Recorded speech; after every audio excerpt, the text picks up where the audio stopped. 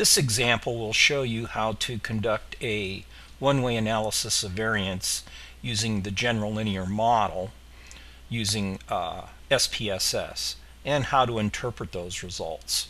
For this example, we're going to use math achievement, and we're going to compare math achievement on 3 levels of students' father's education. So let's go to variable view and look at those levels. If we go down here, and we need to make sure we're using the revised levels, we have 1 students coded 1, parents have a high school diploma or less, students coded 2 have some college, students coded 3 have a BS, fathers have a BS or more.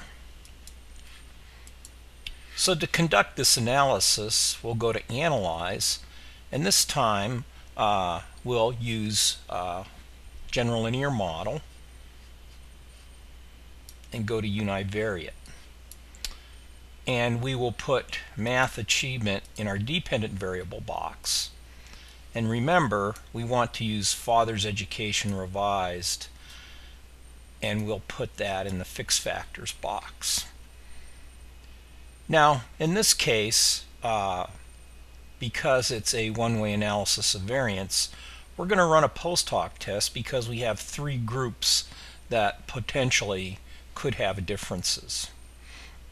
So we'll put father's ed revised in the post hoc box. I'm going to check Tukey, and I'm going to check continue. Then under options, I want the descriptive statistics because that will give me the means and the standard deviations for each level of father's education. I want the estimates of effect size because that will give me partial eta square, and I want to check observed power. The other thing I want to check is homogeneity tests. In this case, SPSS will give us the Levine's test, so we can determine if there are significant differences between group variances. And then I'm going to click continue and OK. Now for this analysis, what you'll notice is that you'll see how each level is coded and then the numbers for each level. And again, you need to check these numbers to make sure they're what you've anticipated and what is in your data set for when you either entered the data or imported the data from another database. This table gives us the means and the standard deviations for each group of father's education level, the means and standard deviations for the math achievement test.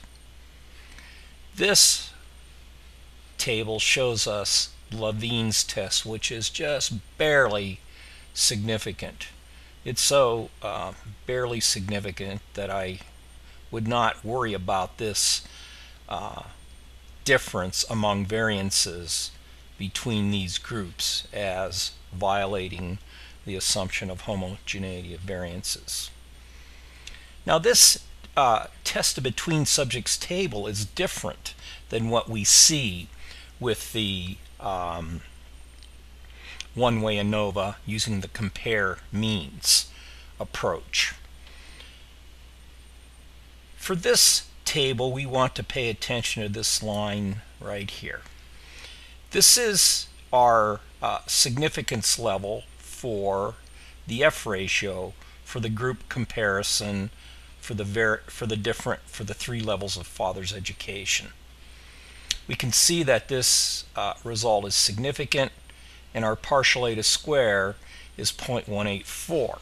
And what that means is that 18% of the variance in math achievement scores are being explained by differences in group differences in father's education levels. The observed power is 0.94, almost 0.95. So the chance of making a type 2 error in this case is 1 minus 0.95. It's 5%. This next table gives us the post hoc tests, and it does all possible comparisons. So you can see that we have high school grad or less being compared against some college. And if we move to the top, we see that high school grad or less compared to some college. These two means are being compared, and what this tells us is that high school grad or less score on average over 4 points on the math achievement test than those students whose fathers have some college. And compared to students whose fathers have a BS or more, these students are scoring a little over 6 points on average lower. And notice that these mean differences are starred, and what that means is they're significant. Significant at the 0.05 level. So this value is below 0.05 as well as this value. Again, if we compare some college to high school grad or less, well, we've already seen this comparison here. But now we have some college being compared to students whose fathers had a BS or more. And notice that although some college is almost 2 average points lower on the math achievement test than students whose fathers had a BS or more, that result is not significant. It's not starred, and you can see the result here. This is very much above 0.05. Then this set of comparisons is similar to what we see here. So this set of comparisons is redundant. You'll also notice that another way to interpret the homogeneous another way to interpret the post hoc test is to interpret the homogeneous subtests. And so what this tells you is that when you have two means in the same column, they do not differ significantly. So high school grad or less and some college do not differ significantly, nor do some college and BS or more.